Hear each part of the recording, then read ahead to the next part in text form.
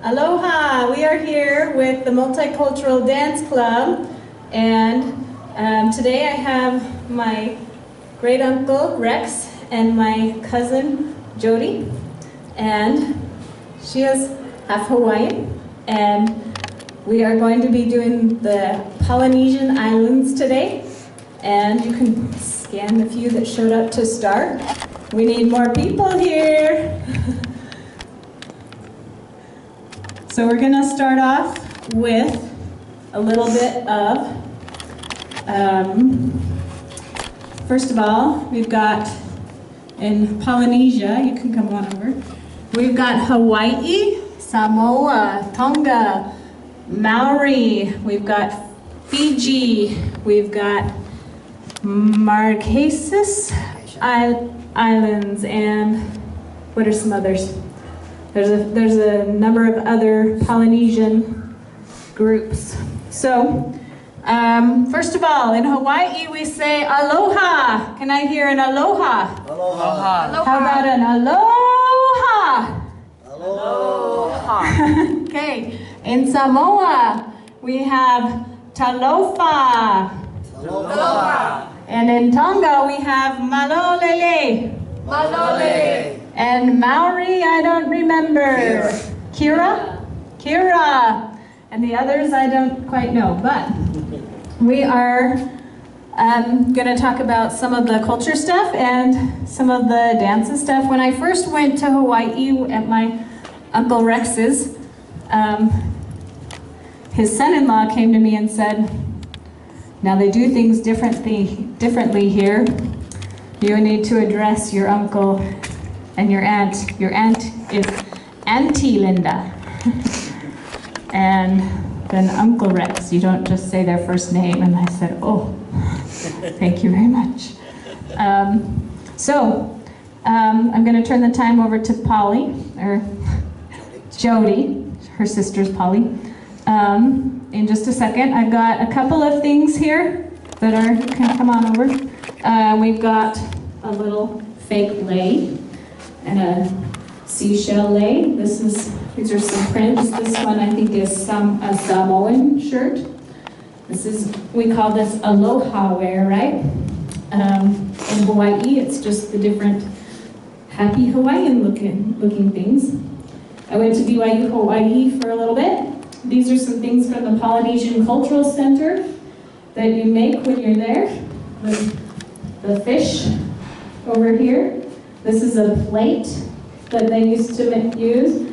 The flowers are called plumerias, and they grow on trees, and you walk around and you pick one off the tree and put it in your ear. On the left side, if you are taken or married, and on the right side, if you are available.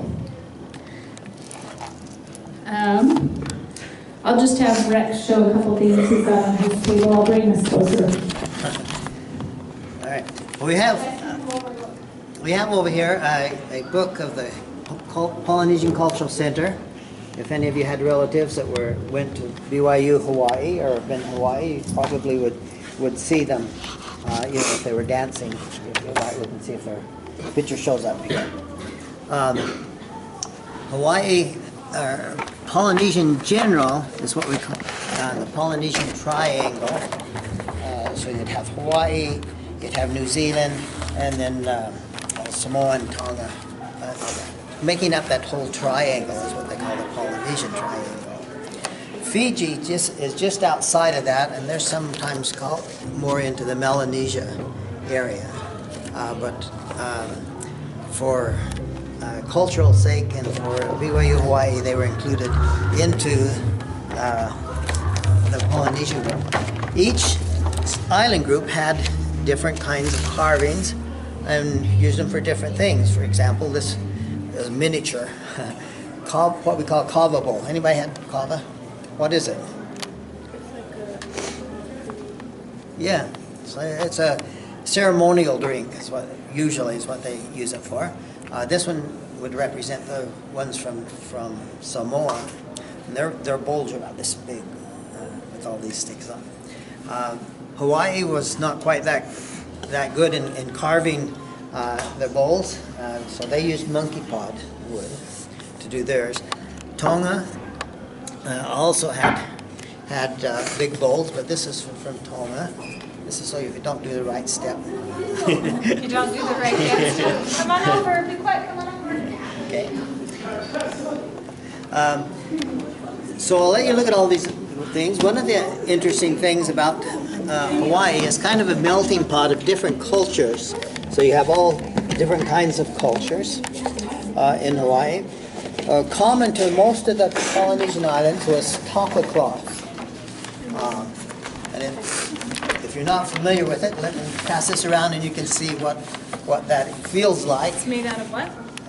Mulberry bush. They take the branches and they beat it until it comes That was into paper? Mm-hmm. You guys want to feel it?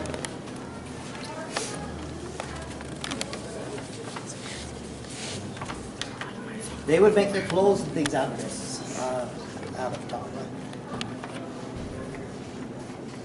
In Hawaii, one of the staple foods in Hawaii was poi. And this is a poi pounder. You've probably seen them pounding corn and grinding corn around here. This would be the same thing, except they would pound the taro until it became. And taro is a root? It's a root. Okay, you've seen the different kinds of leis. There's all kinds of leis that people make out of flowers, out of whatever they could get. This is just made out of yarn. No, this is not yarn. This Eyelash is yarn.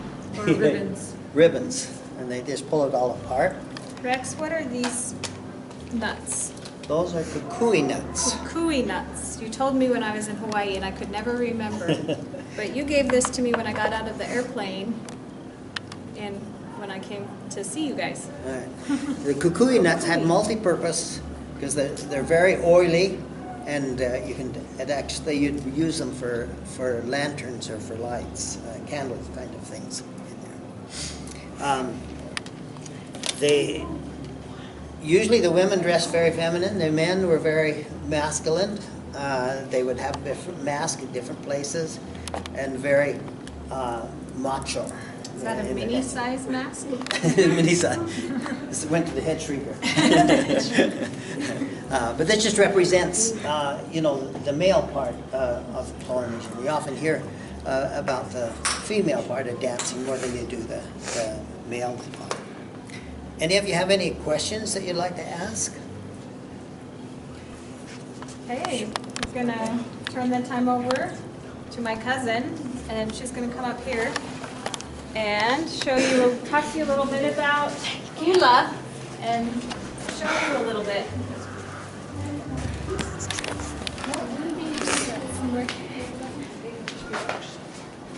Okay, let me find the right song. So she was telling me before we started that the hula you might think is a woman's dance and it's all flowy and soft and your little bikini thing. That's not actually very accurate. Most authentic Hawaiians I see dancing actually are covered from ear to ear to ear. And it started out as a male warrior dance. So I'm going to turn it over to you. So back in the day, the males were the ones that danced the hula, not the females like you see today. And when they danced, it was to help eye and hand coordination. It built muscles depending on what they did. And depending on how well you did, that is when your chief would come in and say, okay, I want you, to be a warrior, you're a warrior, you're a warrior. The rest of you keep working.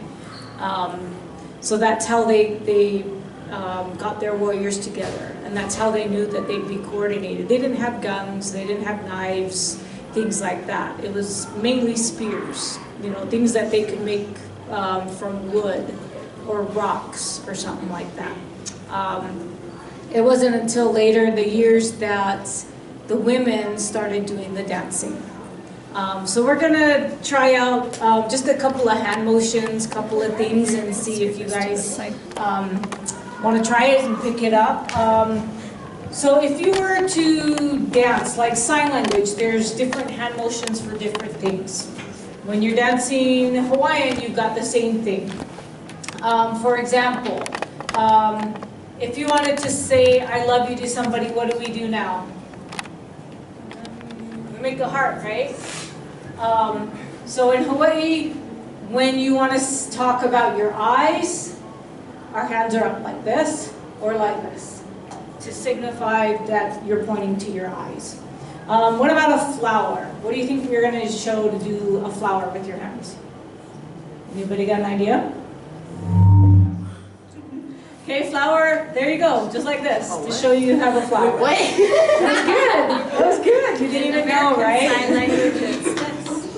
So there you go. So in different languages, you have different meanings. Okay? So like if we say sunshine, what shape is the sun? Round, right? So your hands are going to go like this in front of the sun. Okay? So we're going to do different things, and we're going to learn different steps, different hand motions to kind of put together a song if we have time. So one of the first things that we learn when we go to our hula classes is your basic step. Has anybody tried it before? Anybody learned it besides Small over here? Okay, so if you guys want, kind of find a space, kind of get arm's length away from the person next to you. We're going to do a couple of steps, very simple, very easy steps. So I'm going to be kind of your mirror.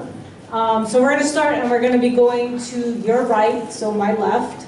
And what we're going to do is we're going to take a step and put your feet together. And again, a step and your feet together. Okay? Now we're going to go back the other way.